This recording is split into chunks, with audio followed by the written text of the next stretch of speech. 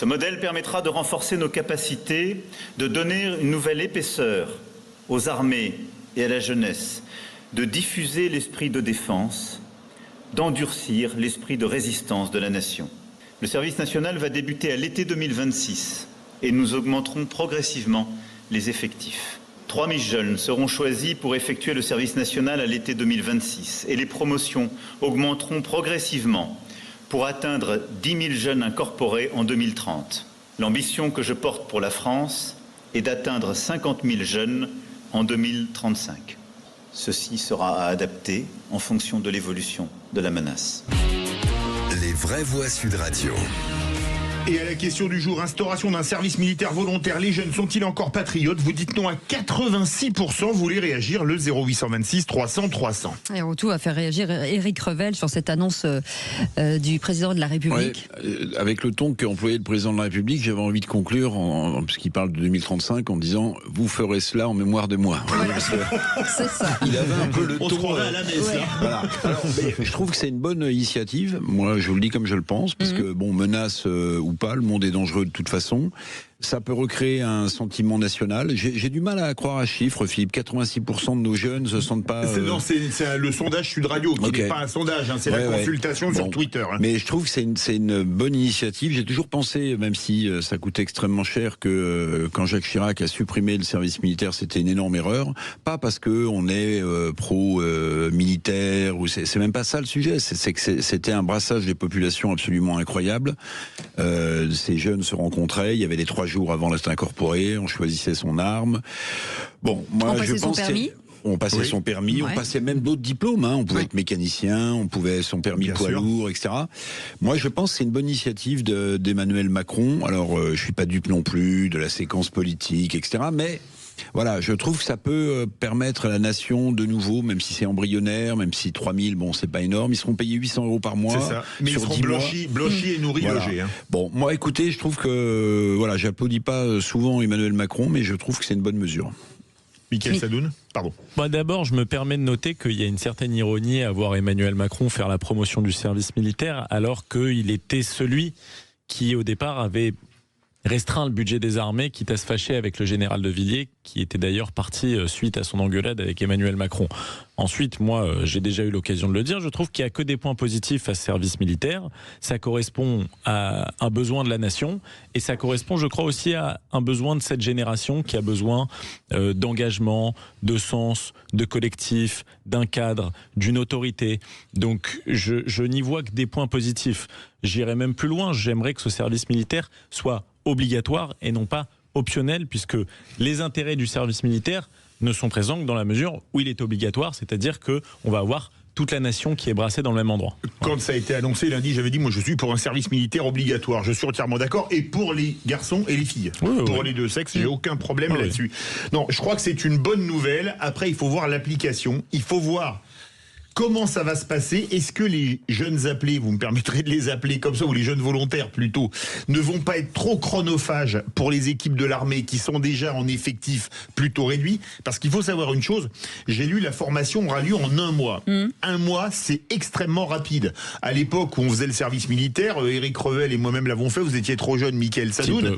Nous, on avait minimum 2 mois de classe, et si on était gradé officier, sous-officier, ou avec un poste technique, on avait 4 mois, voire 4 mois, presque 5 mois de classe selon ses affectations. Moi, j'ai fait 4 mois et 3 semaines d'instruction sur 12 mois. Donc, ça fait quand même beaucoup. Mais il fallait vous expliquer longtemps, non?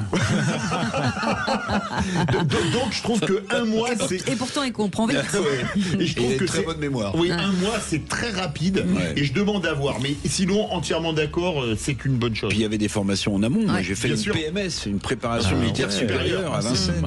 On va en parler dans quelques instants, et d'ailleurs on va poser la question à notre équipe à Sud Radio, puisqu'on a 2 jeunes qui travaillent avec nous, savoir si effectivement eux-mêmes on sait pas, et puis on reviendra effectivement sur l'organisation, parce que sachant que toutes les casernes aujourd'hui et tous les bâtiments ont été transformés, qu'est-ce qu'on va faire de tous ces jeunes? On en parle dans un instant, à tout de suite. Sud Radio, 18h-20h, Cécile Doménibus, Philippe David. Et autour de cette table, Éric Revel est avec nous, auteur de ce livre, C'est Mozart qu'on assassine aux éditions Ellipse et qui sera en dédicace à 14h à la mairie du 16e arrondissement si vous êtes parisien, samedi. Samedi, absolument. Voilà. Samedi 29 novembre. Voilà, absolument. Oui, c'est pas samedi 14 août, oui, c'est sûr. J'imagine que c'est samedi. Avec jour de l'anniversaire de Maxime qui est en régie aussi, il faut le dire. Et donc, vous connaissez les anniversaires de tout le monde, sauf le mien en fait. Il vient de me le partager, on est né à 3 jours d'écart. Voilà. C'est dingue, on vit des choses ici, c'est ouf. Michaël Sadoun est avec nous et on revient sur cette information d'Emmanuel Macron qui a annoncé donc la création d'un service national volontaire de 10 mois entièrement tourné vers la préparation militaire. Et on a autour de cette table, c'était intéressant d'en parler, les équipes de Sud Radio qui travaillent en tout cas sur les vraies voix, en l'occurrence François-Louis Bourneau qui est avec nous. Vous avez quel âge, François-Louis ? Moi j'ai 22 ans. 22 ans. Vous avez 22 ans.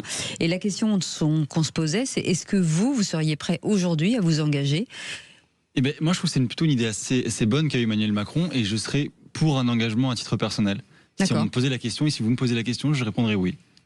Ça tombe bien, je voulais poser les questions. Je réponds avec un 3 lettres. Est-ce que vous voulez me poser ou pas ? C'est parti, le premier. Oui. Allez, dis-moi. Pourquoi ? Parce que je trouve que c'est une chance qu'on nous donne, peut-être déjà de découvrir un milieu qui nous est pas toujours familier. On ne s'entraîne pas tous les jours à se battre, à se défendre, à manipuler peut-être des armes à feu. Toutes ces choses, on manipule les armes à feu à l'armée. Toutes ces choses qu'on nous apprend pas forcément, on peut le faire de manière encadrée avec d'autres jeunes qui ont à peu près notre âge. Je pense que c'est une bonne façon vraiment même pour certains jeunes parfois, d'avoir de la discipline, un peu de rigueur aussi. Peut-être que certains en ont besoin, peut-être que certains en manquent, peut-être que certains en recherchent. Et je pense que ça peut être intéressant. Antoine Dizy, qui était qui travaille dans l'équipe de Sud Radio. Antoine, vous avez quel âge ? Moi, j'ai 23 ans. 23 ans. Antoine, est-ce que c'est un projet qui pourrait vous intéresser aussi ? Moi, personnellement, si on me proposerait aujourd'hui de le faire, je refuserais. Je dirais non à 23 ans. Pourquoi ? Parce que je me vois mal mettre ma vie professionnelle, personnelle en suspens pendant 2 mois pour aller faire ça. 10 mois. 10 mois, ouais, c'est 10 mois, oui. Ah bah justement, 10 mois. 10 mois, ouais, encore plus pendant 10 mois alors. Encore plus pendant 10 mois, mais je trouve quand même que c'est quelque chose de bien, parce que ça peut donner la chance à des jeunes qui sont pas forcément bien chez eux, ou qui ont des mauvaises fréquentations ou quoi, de pouvoir faire ça pour 800, 900 euros par mois. Je trouve ça bien, ça leur laisse une chance. Et donc je trouve ça quand même bien, mais personnellement je le ferai pas. Ah voilà, merci pour votre témoignage. Et puis on revenait aussi sur la façon de l'organiser. Et nous, vous ne nous interrogez pas. Non, mais on le sait. Mais c'est aussi de s'interroger comment on va gérer tous ces gens. C'est-à-dire que où est-ce qu'on va les loger, où est-ce que l'organisation, puisque tout aujourd'hui est à l'arrêt. On a vendu nos casernes. Bah c'est ça. On les a transformés. On va s'arranger, on fait du préfabriqué, on peut faire des choses vite. Bon, on est quand même en France, je ne sais pas si j'ai trop de confiance encore dans ce pays, mais on est quand même capable de construire des casernes, je dirais, de fortune ou un peu rapide. Bon, ça, je leur fais confiance. S'ils mettent les moyens dedans, ce sera fait. Dans une caserne, on peut mettre un bâtiment préfabriqué, ça ne doit pas être trop compliqué. Après, il faut voir l'aspect chronophage pour les engager. Mais il y a une très bonne nouvelle dedans, c'est qu'on va pouvoir avoir, moi je pensais qu'en 10 mois on mettrait surtout des deuxième classe, première classe éventuellement, mais non, on pourrait être officier pour les gens qualifiés, que ce soit des ingénieurs, etc. Ils pourront donc être aspirants, qui est le seul grade qu'un appelé pouvait avoir en tant qu'officier, et ils pourront être a priori sergent ou maréchal des logis selon l'arme, c'est-à-dire sous-officier ou alors éventuellement caporal-chef, brigadier-chef selon les armes. Et je trouve que c'est bien parce qu'il y a besoin d'avoir des cadres parce que regardons une chose, on va envoyer les engagés au Mali, enfin on n'y est plus ou ailleurs, mais par exemple pour faire sentinelle dans Paris, j'ai régulièrement vu les bérets verts de la Légion étrangère et je me dis que c'est pas le boulot de la Légion étrangère de patrouiller dans les rues de la capitale. Si on met des appelés, c'est très bien. C'est ça l'idée, c'est de remplacer ceux aujourd'hui qui sont des militaires de carrière dans les patrouilles sentinelles par des jeunes formés qui resteraient sur le territoire national. Le chef de l'État l'a dit. Et comme ça, ça permet d'alléger, de rendre les militaires de carrière opérationnels en cas de sujet de conflit.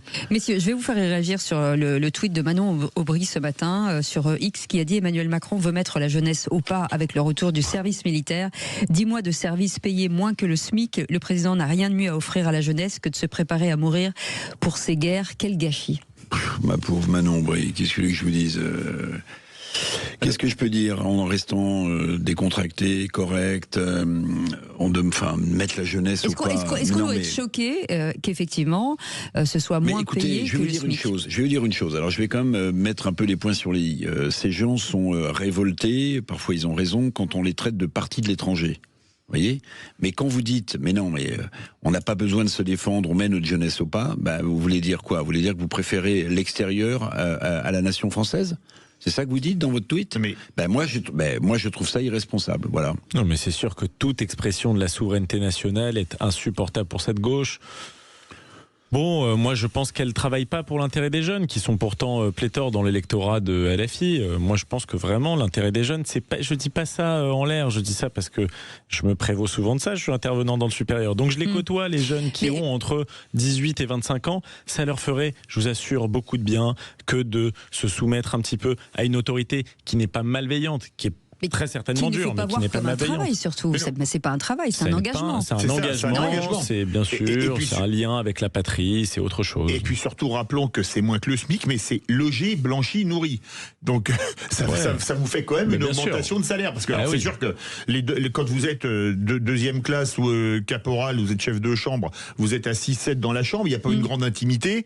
Mais après, si vous êtes sous-officier ou officier, vous avez votre propre chambre, et vous avez quand même le repas, le déjeuner, le dîner, le petit déjeuner, ça fait de l'argent en plus parce que non mais c'est vrai. On voit que Philippe aime la bouffe. Il y a le repas, le déjeuner, le petit déjeuner, le dîner. Non, alors j'y allais rien pour ça. Et la collation. Non, et vous savez que j'ai eu une chance extraordinaire dans mon service militaire. J'ai eu un premier régiment où on mangeait mais extrêmement mal, et après quand j'étais au mess, on avait le chef qui avait été élu meilleure messe de France. Il paraît que ça, on mangeait à l'armée. On mangeait extraordinairement bien. Non, pas c'est vrai. Gainsbourg disait qu'il avait appris à boire à l'armée. Et à fumer surtout, parce qu'à l'époque, il donnait des paquets. Vous donnez de bons exemples là. Merci beaucoup, messieurs.